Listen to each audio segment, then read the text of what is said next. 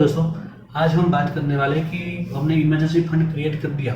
अभी हम बाकी के पैसे जो है हमारे पास वो हम कहाँ की इन्वेस्टमेंट करें और हम वो इन्वेस्टमेंट करके एक अच्छी सी वेल्थ कहाँ बना सकते हैं, वो हम पूरी इस वीडियो में हम समझने वाले हैं।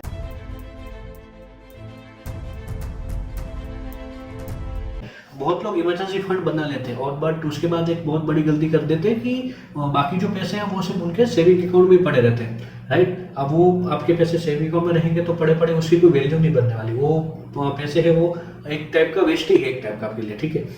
अभी दोस्तों, अगर आपका इमरजेंसी फंड क्रिएट हो गया है तो उसके बाद आपको कहाँ पैसे इन्वेस्ट करने हैं वो मैं आपको बताऊंगा। और जैसे कि आपके जो पैसे है उसकी एक ग्रो हो सके, पैसे जो आपका वो ग्रो हो सके और प्रॉपर तरीके से इन्वेस्टमेंट ओके आप सिक्योर।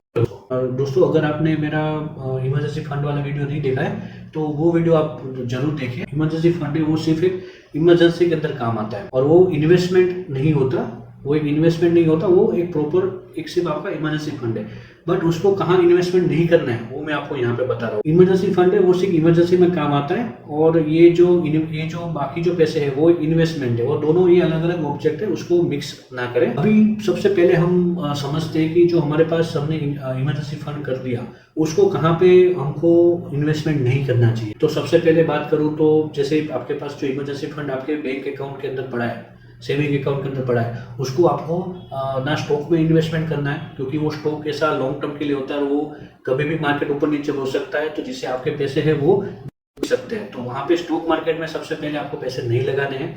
दूसरा है कि आपको क्रिप्टो करेंसी में पैसे नहीं लगाने हैं। अभी क्रिप्टो करेंसी में भी बहुत लोग देखते हैं, बहुत लोगों के वीडियोस आते हैं यूट्यूब और वहाँ अलग अलग प्लेटफॉर्म पे, तो वहाँ पे देख के लोग उनके ऊपर भी इन्वेस्टमेंट करना अभी स्टार्ट कर दिया है, राइट। तो क्रिप्टो पे इन्वेस्टमेंट नहीं करना है क्योंकि क्रिप्टो का कोई फिक्स नहीं होता, उसकी भी वैल्यूज मार्केट की तरह ऊपर नीचे होती रहती है और वो बहुत बड़े मार्जिन में ऊपर नीचे होती है, तो आपका जो पैसा है वो एक ही सेकंड में डूब जाएगा। तो वो क्रिप्टो में आपको यहाँ पे इन्वेस्टमेंट नहीं किया क्योंकि हमने अभी तक इन्वेस्टमेंट करना स्टार्ट नहीं किया है। ये सिर्फ हमारा इमरजेंसी फंड है जो इमरजेंसी में काम आने वाला है, तो उसके लिए हमने ये क्रिएट करके रखा है। तो एक समझ के चलो कि आपका वो फंड को कहीं और जगह पे इन्वेस्टमेंट नहीं होना है, तो ये बात आपके माइंड में सबसे पहले होनी चाहिए।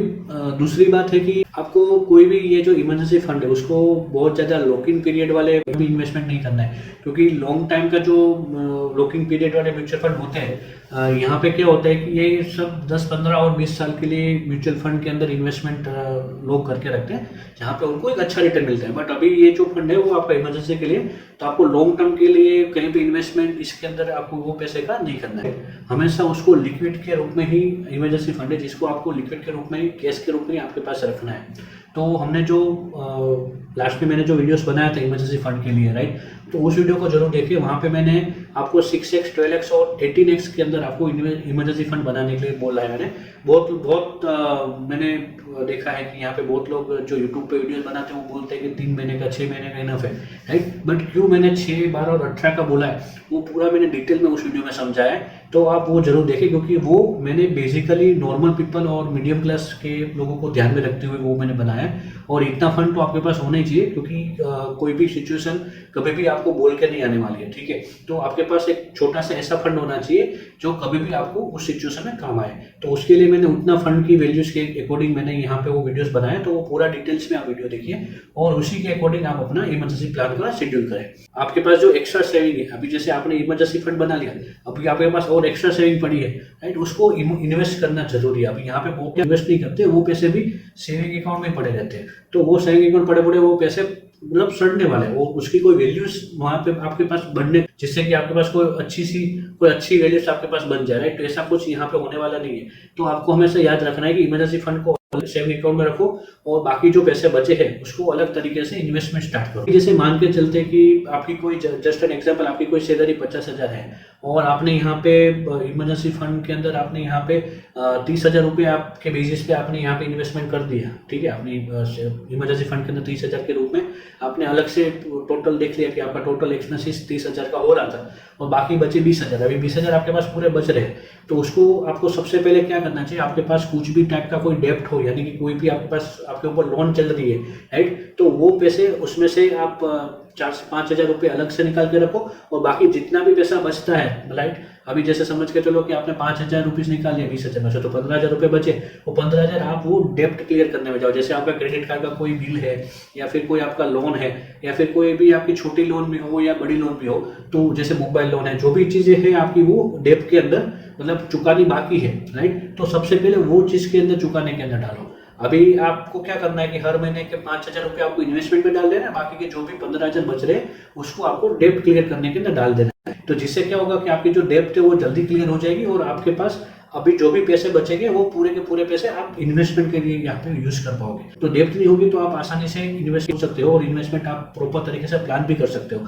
तो आपको सबसे पहले कोई भी आपके पास डेप्ट है तो उसको सबसे पहले क्लियर करो। जैसे बहुत लोगों के पास क्रेडिट कार्ड का लोन होता है, पर्सनल फाइनेंस से कुछ ने लोन लिया है छोटी सी, जैसे मोबाइल के लिए आपने कोई लोन ले ली, या फिर कोई कस्टम लोन आपके पास चल रही है, राइट। कंज्यूमर लोन भी कोई आपके पास चल रही है, या फिर आपके पास कोई होम लोन चल रही है, तो वो उसके अंदर आपको जल्दी से जल्दी रीपेमेंट करके आप उसमें से भी इंटरेस्ट बचा सकते हो। तो आपके पास जो भी लोन डेप्ट है उसको कम करके आप अपने ही पैसे बचा रहे हो, तो जितना जल्दी हो सके उसको डेप्ट को क्लियर करने की कोशिश करो। अभी हम यहाँ पे दूसरे तरीके से समझते हैं कि आपका जो एक्स्ट्रा पैसे बच रहे हैं, जो हमने 4-5 हज़ार रुपये अलग से निकाले, उसको क्या करना है हमको एज ए SIP के जरिए हम इन्वेस्टमेंट स्टार्ट करेंगे। अभी जो भी आपके पास जो बिगिनर है, जिसने अभी तक कहीं पे भी कुछ भी प्लान आपने इन्वेस्टमेंट नहीं किया, सिर्फ अभी आपने एक हेल्थ इंश्योरेंस ले लिया, एक लाइफ इंश्योरेंस ले लिया, और उसके बाद आपने यहाँ पे इमरजेंसी फंड का कर दिया। अभी इमरजेंसी फंड क्रिएट हो गया है, तो अभी आपके पास एक बर्डन क्लियर हो गया, आपके पास ऐसा फंड है जो कभी भी आपकी इमरजेंसी में काम आने वाला है। तो आपके पास एक मेंटली आपका एक वो स्ट्रेस था वो यहाँ पे निकल चुका है, और अभी आप आसानी से इन्वेस्टमेंट कर सकते हो। तो आपने जो भी 4-5 हज़ार रुपये आपने अलग से बचा के निकाले, उसको आपको यहाँ पे इन्वेस्टमेंट में लगाना होगा, और वो इन्वेस्टमेंट होगा SIP के जरिए। हम म्यूचुअल फंड के अंदर हम छोटे छोटे तबकों में हम यहाँ पे इन्वेस्टमेंट करने वाले हर महीने के अंदर। हम ये जो इन्वेस्टमेंट SIP करेंगे वो हम एज ए लॉन्ग टर्म के अंदर करेंगे। जैसे हमने 5,000 रुपये मंथली निकाला है, तो 5,000 रुपीज़ को हमको 10 साल 15 साल या 20-25 साल के लिए यहाँ पे हर साल हर महीने हम आपको हर महीने हमको 5,000 रुपये यहाँ पे इन्वेस्टमेंट उसके अंदर कर देना है। जिससे क्या होगा कि आपने जैसे 15,000 रुपये एक्स्ट्रा निकाले, वो डेप्ट क्लियर करने के लिए सेम एज 5,000 रुपीज़ आपके यहाँ पे इन्वेस्टमेंट के रूप में यहाँ पे आपकी वेल्थ बना रहा है। तो आपके जो दो अलग अलग डिवाइड हो गए, वो दोनों पार्ट एक आपकी डेप्ट क्लियर कर रहा है और एक आपका इन्वेस्टमेंट क्रिएट कर रहा है। तो दोनों का एक प्रॉपर यूज हो जाएगा दोनों फंड का, और वो दोनों फंड एक टाइम पे आपकी लोन क्लियर हो जाएगी, और एक टाइम पे आपका वेल्थ क्रिएट करके एक अच्छी सी वैल्यू वहां पे बना चुका हो। अभी हम एक दूसरी बात करें, जैसे हमने इन्वेस्टमेंट स्टार्ट कर दिया, तो अभी हमारे पास एक गोल होना चाहिए, राइट, कि हमें गोल के हिसाब से हमें इन्वेस्टमेंट करना होगा कि हमने ये सोच के रखा है कि हमको 10 साल के बाद हमें कुछ घर खरीदना है, या फिर हमारे कुछ अलग से हमने कुछ प्लान करके रखा है कि मेरे पास कुछ 50 लाख या 60 लाख का इन्वेस्टमेंट होना चाहिए, ऐसा हमने कुछ सोच के रखा है। या फिर हमने सोच के रखा है कि हमारा 10 साल 15 साल या 20 साल के बाद हमारे पास 1-2 करोड़ या 5 करोड़ हमारे पास होने चाहिए। तो उस बेसिस पे हमको फिर ब्रॉड वे में सोचना होगा कि हम कैसे इन्वेस्टमेंट उसको कर सकते हैं, और हम इन्वेस्टमेंट कैसे बढ़ा सकते हैं। जैसे हम शॉर्ट टर्म के लिए देखें तो FD, liquid fund, hybrid fund, फिर मीडियम फंड, और लॉन्ग टर्म के लिए इक्विटी इंडेक्स फंड, और डायरेक्ट स्टॉक के अंदर भी हमें समझना होगा, हमारा नॉलेज हमको बढ़ाना होगा। तो हमें जैसे SIP हमने स्टार्ट कर दिए, तो स्मॉल कैप के अंदर, हाइब्रिड फंड के अंदर, इंडेक्स फंड के अंदर, तो हमें अलग अलग तरीके के हमें यहाँ पे इन्वेस्टमेंट करने होंगे। और वो हमने एक SIP हमने कर दी कि भाई हाँ, हम 10-15 साल या 20 साल के लिए हम एक SIP कर रहे हैं, तो हमें और भी ब्रॉड वे में हमें समझना होगा कि ये सारे फंड कैसे है, और हमें यहाँ पे वो फंड भी हमको कैसे अलग से रिटर्न देंगे। तो और हमको धीरे धीरे करके वहाँ पे भी अलग से इन्वेस्टमेंट वहाँ पे स्टार्ट करना है, जिससे कि हमारा जो एक टोटल गोल हमने जो बनाया है वो एक सारे फंड मिला के हमारे गोल को अचीव कर सके। एक और चीज़ हम यहाँ पे समझ लेते हैं कि हमें जो भी फंड क्रिएट करना है, हम सिर्फ एक ही जगह पे सारे पैसे ना लगा दें। जैसे मैंने अभी आपको सब अलग अलग तरीके से अलग अलग फंड के अंदर हमें पैसे लगाने चाहिए, क्योंकि अभी क्या होता है, जैसे हमने डाइवर्सिफिकेशन को ध्यान में रखना होगा।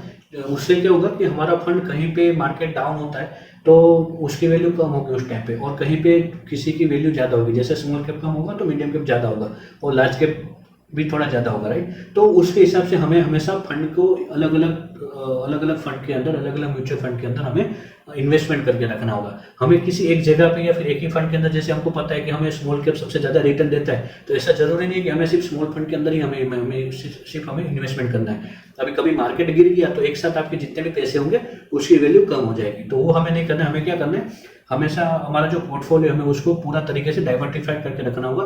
कभी कोई फंड एफडी में भी थोड़ा होना चाहिए, कोई फंड लिक्विड में भी होना चाहिए, कोई फंड आपके पास इंडेक्स फंड में भी होना चाहिए, कोई हाइब्रिड में भी होना चाहिए, राइट। तो हमेशा अलग अलग तरीके से रखो। जैसे कुछ 30-40% इक्विटी म्यूचुअल फंड हो गया, 30-40% कुछ इक्विटी म्यूचुअल फंड में हो गए, या फिर कुछ 20% आपने इंडेक्स फंड में डाल दिए, 20% के आपके पास कुछ ETF यानी कि गोल्ड और सिल्वर के अंदर आपने कुछ इन्वेस्टमेंट कर दिया, कुछ आपके पास कुछ डेप्ट वाले फंड होने चाहिए, राइट। तो अलग अलग फंड के अंदर आप हमेशा इन्वेस्टमेंट करके रखो, जिससे कि क्या होगा कि किसी की वैल्यू डाउन होती है तो सामने अप हो जाएगी, तो आपके जो पैसे हैं वो बैलेंसिंग में रहेंगे। तो उसी के जरिए आपका जो भी फंड क्रिएट होगा वो एक अच्छी सी वेल्थ बन पाएगी। कभी यहाँ पे ऐसा नहीं दिखेगा कि आपको मार्केट के हिसाब से आपकी वैल्यू कम लग रही है, या फिर मार्केट के हिसाब से आपकी वैल्यू बहुत ज़्यादा होगी, ऐसा भी नहीं होगा। आपके एक प्रॉपर तरीके से एक बैलेंस होकर आपका फंड और काम करेगा, और आपका जो गोल है वो जितना जल्दी हो सके उतना हो जाएगा, ठीक है। तो हमेशा डाइवर्सिफिकेशन का हमेशा यहाँ पे ध्यान रखिए, और आपके जो भी फंड है उसको अलग अलग आपके जो भी पैसे आपने लगाए उसको अलग अलग फंड के अंदर यहाँ पे आप इन्वेस्टमेंट कीजिए। जैसे आपने इन्वेस्टमेंट किया है तो उससे पहले, जैसे मैंने पहले भी बोला था कि, और अभी भी मैं आपको बता रहा हूँ कि दोस्तों, कि अभी आपको यहाँ पे इन्वेस्टमेंट करने से पहले आपको आपके पास एक इंश्योरेंस आपके पास होना चाहिए, हेल्थ इंश्योरेंस हो या लाइफ इंश्योरेंस हो, राइट। आपके पास इंश्योरेंस होना जरूरी है। आप टर्म इंश्योरेंस भी ले सकते हो, जैसे आपके बाद आपकी फैमिली के लिए कुछ अमाउंट आप उनको मिल जाए जिससे कि वो अपना गुजारा कर सके, ठीक है। तो आपके पास हेल्थ इंश्योरेंस, टर्म इंश्योरेंस और लाइफ इंश्योरेंस, ये 3 चीज होनी चाहिए, जैसे कि आप भी आपके बाद आपका फैमिलीज भी सिक्योर हो जाए। तो ये 2 या 3 चीज को हमेशा पहले ध्यान करो, उसके बाद आप इमरजेंसी फंड बनाओ, और उसके बाद आप जितना भी हो सके उतना इन्वेस्टमेंट की तरफ ध्यान दो, जिससे कि क्या होगा, आपने अपने को सिक्योर कर लिया, आपने आपके बाद आपको फैमिली को सिक्योर कर लिया, और बाद में आपने एक बैलेंस फंड भी बना दिया जो आने वाली करंट सिचुएशन है उसको भी आप हैंडल कर सके। और उसके बाद अभी आपके पास कोई और ऐसा मौका नहीं है यहाँ पे कि आपको कोई अर्जेंसी पैसे अलग से चाहिए होंगे, राइट। तो आप उसके लिए आप अलग से प्रॉपर तरीके से लॉन्ग टर्म के अंदर आप यहाँ पे इन्वेस्टमेंट कर पाओगे। आपने जो ये सारी चीज़ नहीं की होगी तो आपको बाद में क्या होगा कि आपको अलग से पैसे निकालने पड़ेंगे, या फिर हो सकता है कि जो आपने इन्वेस्टमेंट किए वहाँ से आप पैसे निकाल के उसके अंदर आप यूज़ कर लो, तो वो चीज़ ना करनी पड़े। इसलिए आपके पास सबसे पहले लाइफ इंश्योरेंस, हेल्थ इंश्योरेंस और टर्म प्लान आपके पास होना चाहिए। उसके बाद आप इमरजेंसी फंड का क्रिएट करो। जैसे इमरजेंसी फंड क्रिएट हो जाए उसके बाद आप प्रॉपर तरीके से लॉन्ग टर्म के अंदर SIP के अंदर डाइवर्सिफिकेशन के जरिए आप हमेशा म्यूचुअल फंड में इन्वेस्टमेंट करो, और जिससे कि आपकी यहाँ पे आपका जो गोल है, जो आपने टारगेट बना के चल रहे हो कि आपको यहाँ पे इतना, आपके पास इतने साल के बाद इतने फंड होना चाहिए, वो यहाँ पे प्रॉपर तरीके से बन जाए। यहाँ पे हम एक और यहाँ पे समझ लेते हैं कि यहाँ पे आप कॉमन गलतियाँ बहुत ज़्यादा करते हो। अभी जैसे बहुत सारी चीज़ें यहाँ पे आप करते हो, जैसे FD में बहुत सारे पैसे आपने डाल दिए, ठीक है, तो यहाँ पे क्या होगा कि FD में से प्रॉपर रिटर्न्स नहीं मिलेगा, और वो बहुत कम रिटर्न्स होता है, 6.5 से 7% के बीच में आपको रिटर्न्स मिलता है, और वो हो सकता है कि आने वाले टाइम में ये भी परसेंटेज आपको कम होते नजर आए। ज़्यादा 1-2 लाख या उससे ज़्यादा यहाँ पे इन्वेस्टमेंट FD के अंदर नहीं होना चाहिए। उसके बाद जैसे क्रिप्टो है उसको FMO समझ लें, यानी कि क्रिप्टो के अंदर आप जैसा बहुत लोगों को, मैंने पहले भी बोला था, अभी भी बोल रहा हूँ, क्रिप्टो को बहुत सारे लोगों के वीडियोस को देख के आप क्रिप्टो में इन्वेस्टमेंट करते हो, बट सबके नसीब सेम नहीं होते। यहाँ पे वो लोग ने कमाई की है तो आप कमाई करोगे, वो फिक्स नहीं होता, राइट। तो उसके अंदर आपको किसी को इन्वेस्टमेंट नहीं करना चाहिए, जो आपको पता है, आपको उसके बारे में नॉलेज है, तभी आप यहाँ पे उसके अंदर आप इन्वेस्टमेंट करो। उसके सिवाय आप जो चीज़ में आपको पता ही ना हो ना, उस चीज़ में आपको जाना ही नहीं चाहिए, ठीक है। तो वो चीज़ आप जो चीज़ आपने सीखी नहीं है उसके अंदर आप इन्वेस्टमेंट भी ना करो, सिंपल सी बात है, उसमें इन्वेस्टमेंट आपको नहीं करना है।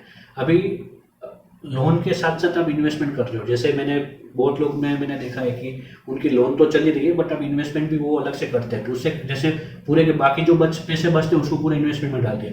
अभी यहाँ पे क्या हो रहा है कि आप लोन के अंदर आप इन्वेस्टमेंट के रूप में आप यहाँ पे इंटरेस्ट के रूप में आप पैसे दे रहे हो, और यहाँ पे आप जो पैसे बचते हैं उसको आप इन्वेस्टमेंट कर देते हो। तो इससे अच्छा है कि आपने थोड़े पैसे उस लोन को ज़्यादा रीपेमेंट में डालो और कुछ ही पैसे आप यहाँ पे इन्वेस्टमेंट में डालो। एक टाइम ऐसा आएगा जहाँ पे आपकी पूरी लोन खत्म हो जाएगी और वो भी सारे पैसे आप यहाँ पे ऐसे इन्वेस्टमेंट के अंदर डाल सकते हो। तो उससे क्या होगा कि लोन को जितना जल्दी पेमेंट करोगे तो उतना आपका इंटरेस्ट बचेगा, और वही पैसे आप यहाँ पे बाकी जो उसके जैसे लोन खत्म हो जाएगी वही पैसे आप यहाँ पे इन्वेस्टमेंट में डाल दो। तो उससे क्या होगा कि आपकी वेल्थ भी यहाँ पे ज़्यादा बननी स्टार्ट हो जाएगी। एक तो आपने पैसे इंटरेस्ट के अंदर बचा लिए और एक पैसे यहाँ पे आप वेल्थ के यहाँ पे बना रहे हो, तो आपको यहाँ पे डबल फायदा होने वाला है। उसके बाद आपने सोचा कि आपने जो पैसे है वो धीरे धीरे करके सेव हो जाएंगे, क्योंकि हमने इन्वेस्टमेंट स्टार्ट किया तो वो पैसे आपके सेव तो हो ही गए, बट धीरे धीरे वो क्या करेंगे, वही पैसे आपके यहाँ पे वेल्थ क्रिएट करके आपका ज़्यादा पैसे, वही पैसे में से पैसे बनाते हैं, तो वही पैसे एक टाइम के बाद बहुत अच्छी सी वेल्थ बना के आपके पास खड़ी हो। और एक टाइम ऐसा भी आएगा कि आप